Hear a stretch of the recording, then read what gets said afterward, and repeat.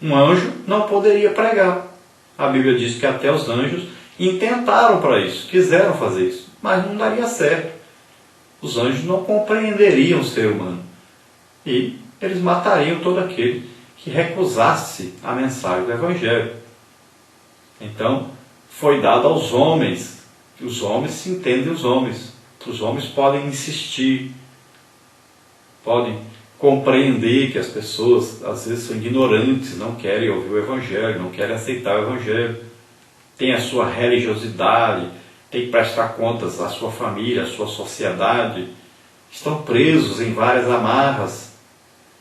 Então os homens pregam o Evangelho para os homens e insistem nessa pregação, quantas vezes forem necessárias. Então Pedro precisava ir ali à casa de Cornélio. E Cornélio então enviou seus funcionários, seus empregados, a irem até Pedro, que estava lá na cidade de Jope, para então falar para Pedro vir à sua casa.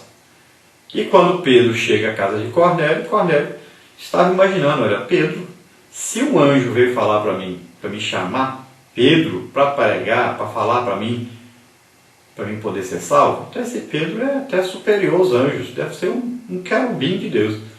Quando Pedro chega, ele beija a mão de Pedro, se ajoelha diante de Pedro, e Pedro diz, não faça isso, levanta, sou homem como você. E Pedro não havia então entendido até então a mensagem de Deus, aquela visão que ele tinha tido de vários animais no lençol. E agora ele começa a entender. Ele não sabia o que falar, mas começou a falar então de Jesus, que era o assunto que estava dentro dele.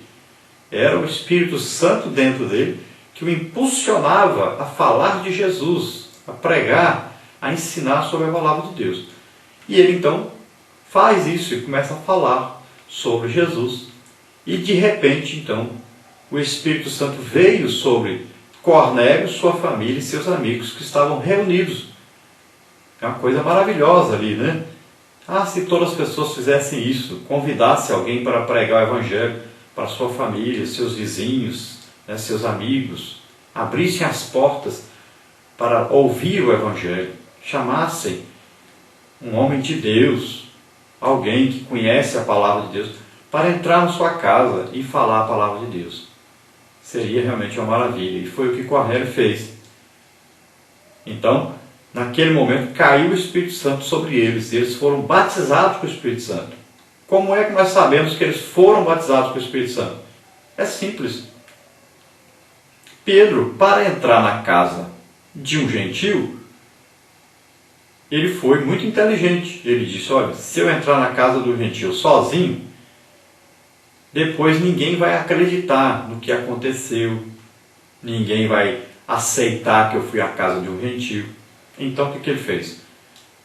Ele lá em Jope chamou alguns judeus, que eram também cristãos, e disse para eles, olha, eu tive uma visão, assim, assim, assim, estou indo à casa de Cornélio, ele é um gentil, mas se Deus mandou, eu vou.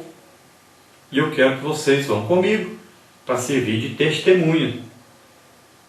Então vamos até lá. E ele levou então esses amigos cristãos que foram com ele. Então, quando Pedro estava pregando o Evangelho e eles foram batizados com o Espírito Santo, aqueles amigos de Jope, que eram judeus, que foram junto com Pedro, perceberam que Deus havia dado a Cornélio, sua família e seus amigos, o mesmo que tinha dado a eles. Ou seja, o batismo com o Espírito Santo.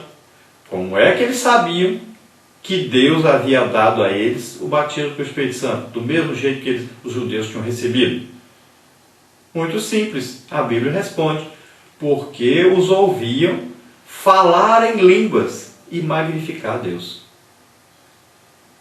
É novamente uma prova de que todo aquele que é batizado com o Espírito Santo fala em línguas na hora que é batizado com o Espírito Santo. É o sinal externo de uma coisa que aconteceu internamente. Então é o transbordar do Espírito Santo.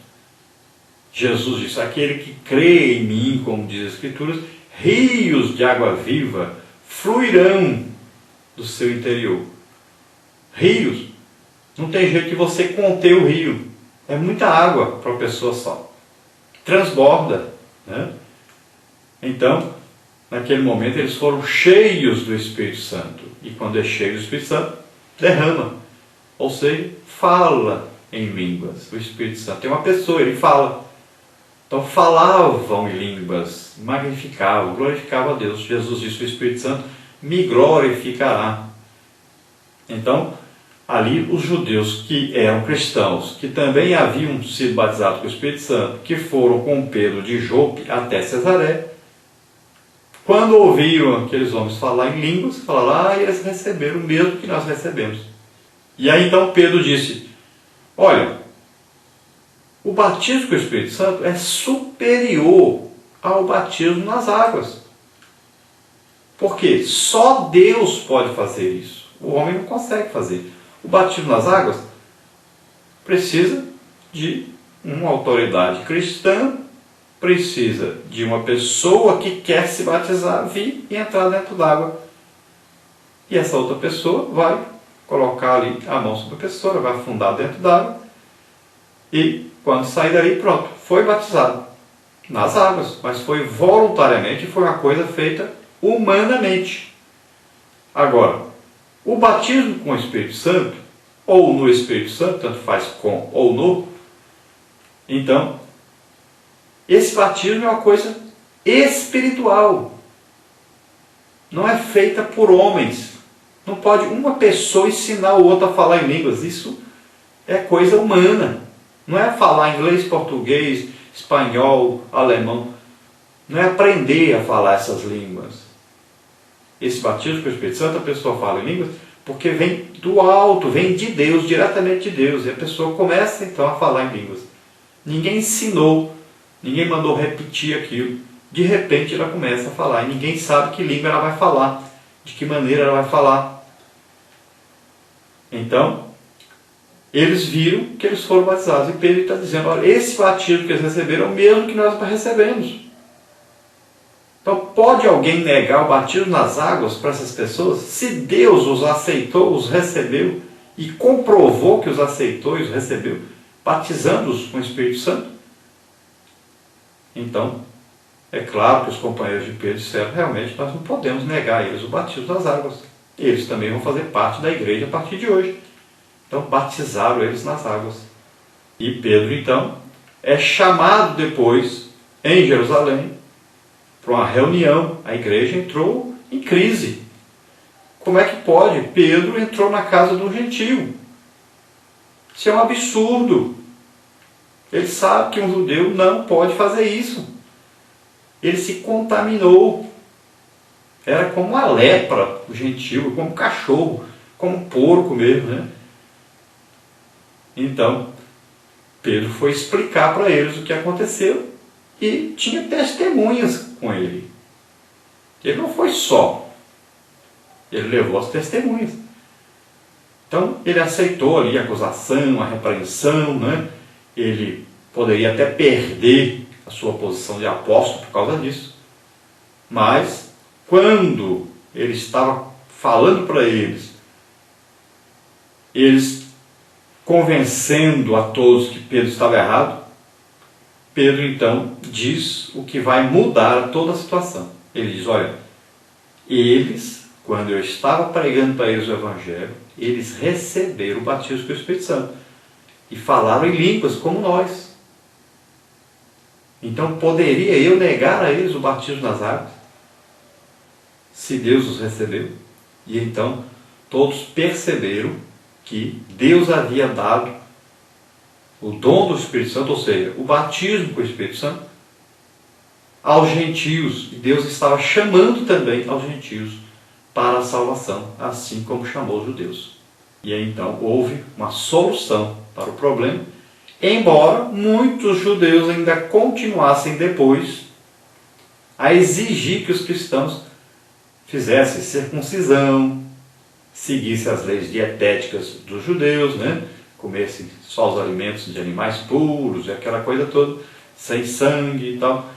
Isso nós vamos ver mais para frente nas lições que vem por aí. Nós vamos ver o Concílio de Jerusalém, primeira reunião para discutir essas questões do judaísmo, que queria então exigir que o cristão gentil seguisse as normas do judaísmo.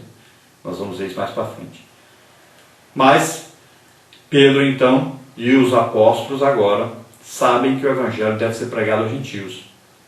Mas eles não estão prontos a pregar o evangelho aos gentios, porque na mente deles existem muitas normas, existem aí muitas coisas religiosas que impedem essa pregação aos gentios.